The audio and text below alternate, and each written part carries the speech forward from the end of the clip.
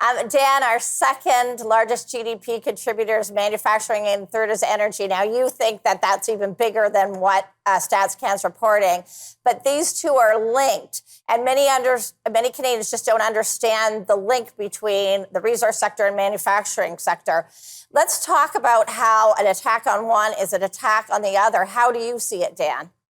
Energy is embedded in everything that we do, everything we use, everything we consume, everything that we need to make a modern economy not only functional, but affordable. And at the same time, we can share in this prosperity. Think, for instance, of the $20 to $25 billion the oil and gas sector creates in revenues for the federal, provincial, and even municipal governments. We won't talk about municipal governments biting the hand that feeds them, saying we can get rid of natural gas plants here in my province of Ontario, which of course would leave us with blackouts. It is something that I think we simply tend to fail to understand.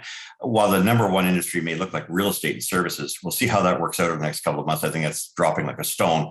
And that has a lot to do with the same policies pursued by the Bank of Canada, pursued by others, elites, and call them what you will, opinion leaders that say, oh, we have to shut down the economy in order to meet our climate goals. Climate goals that don't even give Canada credit were it able to sell natural gas to countries like India and China, who are otherwise going to pollute the world. We call carbon pollution with even greater emissions using coal. So it makes no sense. We live in a bizarre world. Unfortunately, the Trudeau government has us living in a world of magic and make-believe. But for most people, reality is going to hit them hard. Yeah, and when Canada contributes less than 1.6% of the world's GHGs, and we're just tanking our economy for it.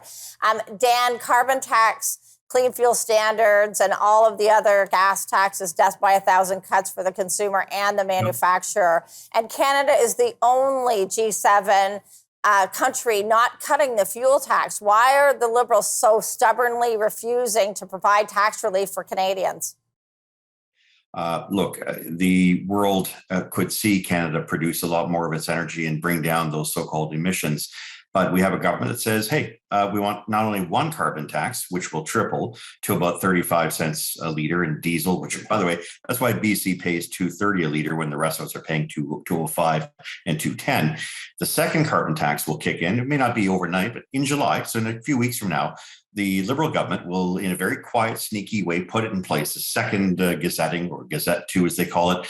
And what that will do is require all emitters to reduce intensity of carbon emissions. And what that is going to ultimately mean by 2024, 2025, beginning that time to 2030, probably an additional 20 cents a liter, because you have to go to a carbon credit market. God knows how that's regulated. But in any event, what this really means is that it is not only the death of our ability to make ends meet, it is very much the end of Canada as an energy provider, because we're putting all our eggs in one basket. We believe we can do all that electrification by 2030. It's unrealistic.